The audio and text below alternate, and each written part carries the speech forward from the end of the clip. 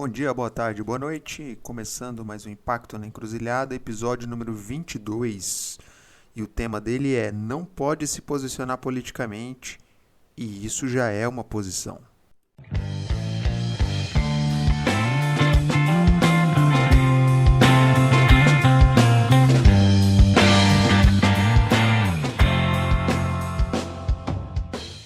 Pois é, né?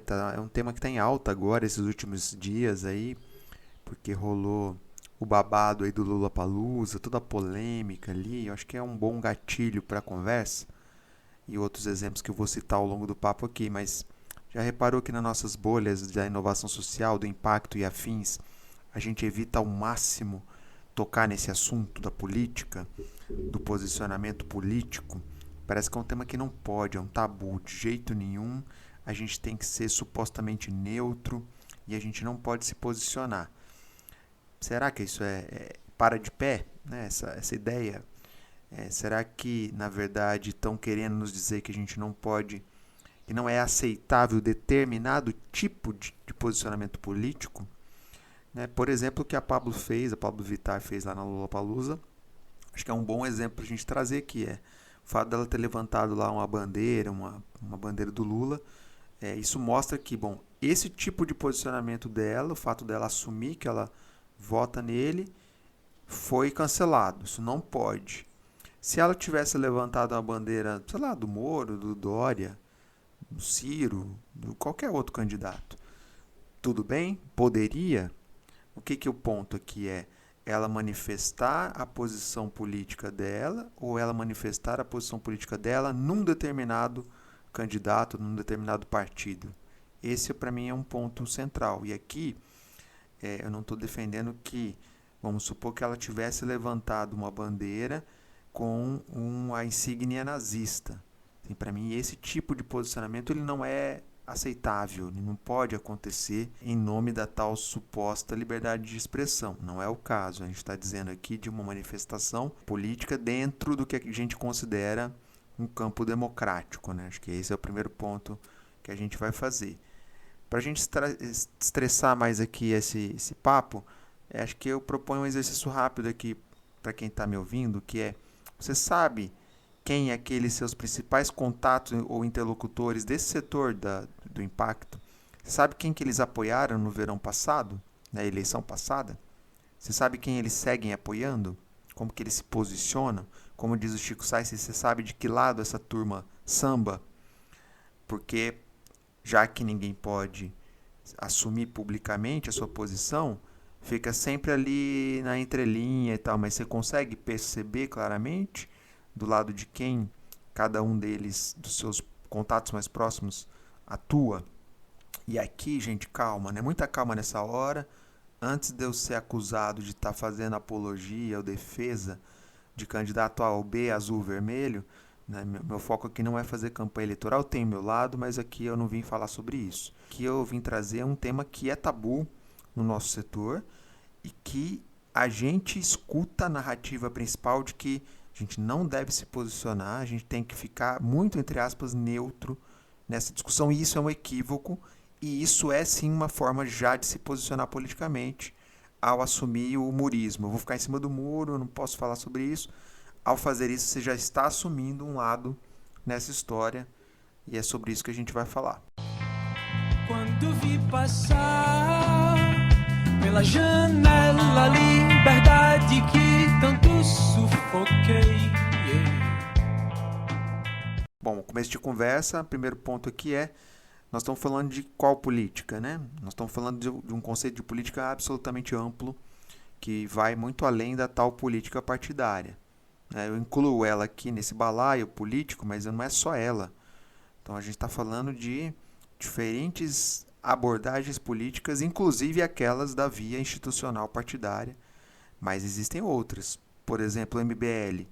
O MBL não é um partido, embora alguns de seus quadros já estejam filiados a partidos políticos. O que o MBL faz é política, né? Basicamente. Só para dar um exemplo concreto aqui para nós. Então, aqui nós estamos falando da política mais ampla, ou seja, como que a gente incide na esfera pública, nos espaços públicos institucionais, e como também a gente atua politicamente nas nossas esferas de ação, na nossa vida da rua, do nosso bairro, do nosso condomínio, da nossa categoria profissional, nos nossos espaços em geral. Todos eles são nutridos pela política. A gente pode chamar de outro nome, tudo bem, cada um escolhe o nome que quiser. Eu prefiro chamar de política. Então, aqui a ideia do noção de política não é só aquela noção de fora Bozo, fora isso, aquilo. Nós estamos falando de uma noção mais ampla, que é, como é que a política me interfere na minha atuação como profissional, no meu dia a dia como cidadão, né, na rua onde eu moro, né, e por aí vai. Então, é sobre isso aqui que a gente está falando, nesse primeiro conceito mais amplo de política, ou seja, nossa incidência na esfera pública. Eu fui me desfazendo e juntando aos poucos nessa imensidão cada fragmento até formar algo novo nesse chão.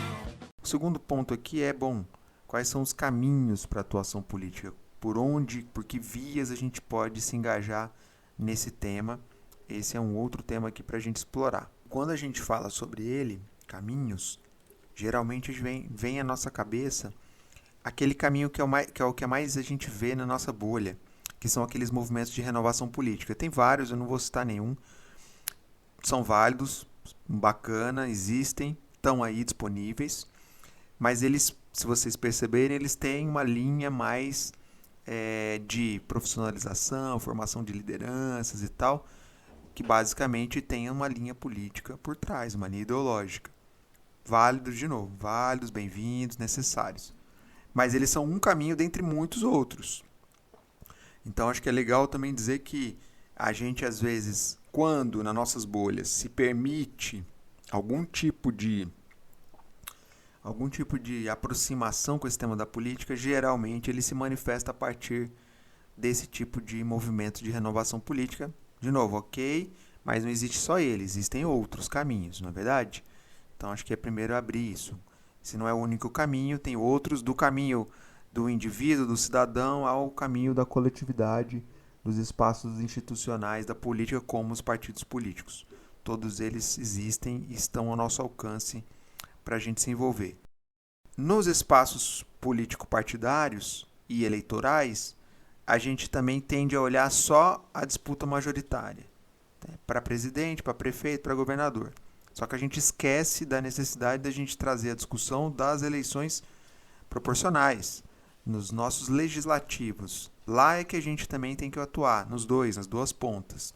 Então, ali é uma discussão que pouco a gente vê fazendo. A gente vê alguma outra figura mais conhecida, que está saindo candidato a deputado ou senado, que desponta. Mas a gente não vê uma discussão de, mas peraí, esses grupos que eu supostamente estou defendendo, eles apoiam que tipo de agenda relacionada às agendas com as quais a gente atua no campo do impacto, no campo socioambiental. Está aí um outro ponto para a gente pensar. E para fechar aqui nos caminhos, esse item 2, que é, e dentro do seu setor, da sua organização onde você atua, como atuar politicamente? Tem caminho, tem abertura para fazer isso? Acho que esse é um ponto para pensar. Ainda que alguns não queiram chamar de atuar politicamente, queiram chamar de outro nome, a gente faz isso no nosso dia a dia.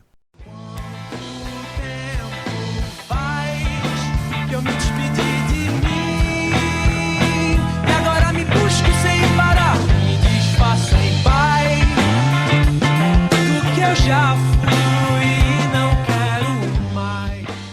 O terceiro ponto aqui é, vale tudo em nossas bolhas? Aqui eu acho que é um ponto mais polêmico, que é o seguinte.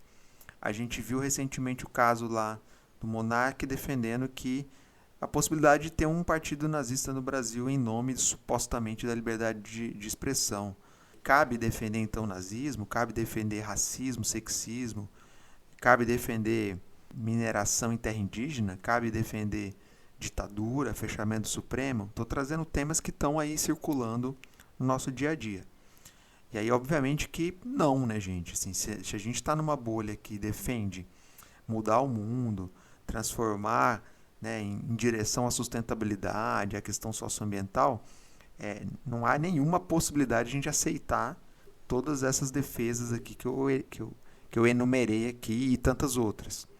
Então aqui nós estamos fazendo uma clara clivagem, que é tudo que está no campo do autoritarismo, o que rompe com o nosso regime democrático, está fora do nosso espaço de discussão aqui de posicionamento político.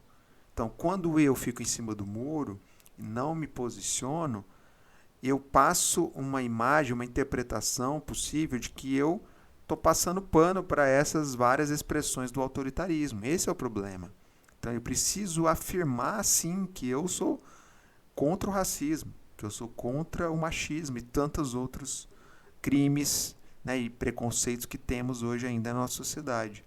Então, ao eu assumir a minha posição sobre esses temas, eu demarco que eu não passo pano para todas essas agendas antidemocráticas e, enfim, e problemáticas, para não dizer outros nomes. E aí, ao fazer isso, o que nos resta? Nos resta um conjunto de posições dentro do chamado amplo campo da democracia, o campo democrático. E aí, dentro desse amplo campo democrático, a gente tem expressões mais à esquerda, mais ao centro e mais à direita. Ah, mas esse termo caiu, direita e esquerda. Uma balela, porque se você for pegar hoje, né, a política se faz muito ainda nessa régua. Então a gente olha e vê, bom, quem está mais à esquerda defende que tipos de agendas, quem está mais ao centro que tipos e quem está mais à direita que tipos de agendas. Então a gente pode ter um mix de posições que, para determinadas agendas eu me considero mais à esquerda, para outras talvez eu estou mais ao centro, talvez eu esteja mais à direita. Tá tudo bem, gente. A gente não precisa também morrer a ferro e fogo amarrado a uma única agenda, uma única linha, mas a gente tem as nossas preferências. É sobre elas aqui, elas estão dentro do campo democrático.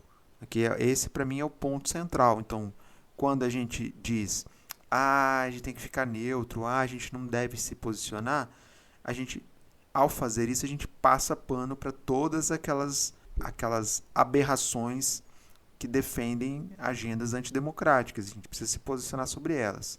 E aí a gente entra num segundo ponto que é, bom, ok, eu tirando da minha mesa essas agendas antidemocráticas, dentro das agendas democráticas, quais são as linhas que eu defendo?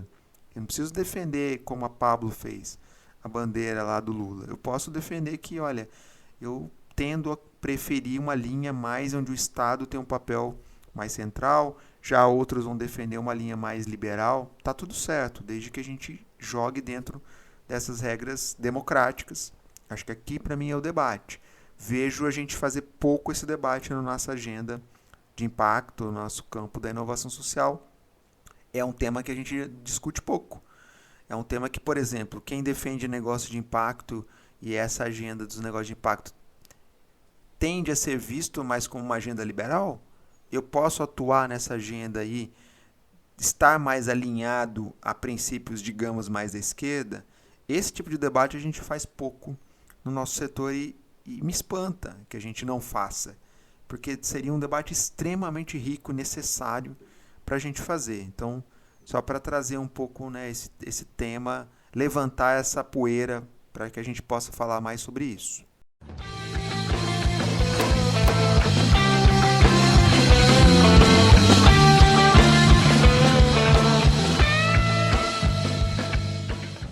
Bom, o quarto ponto aqui é lembrar que o campo da sociedade civil hoje ele é muito diferente daquele de 30, 40 anos atrás. Então, lá atrás, a gente falava sociedade civil, a gente vinculava automaticamente esse campo ao campo democrático, à defesa dos direitos civis, a vários direitos sociais, ambientais, laborais e tantos outros. Hoje não. Hoje, dentro desse amplo campo da sociedade civil, tem de tudo, inclusive organizações que são anti-sociedade civil.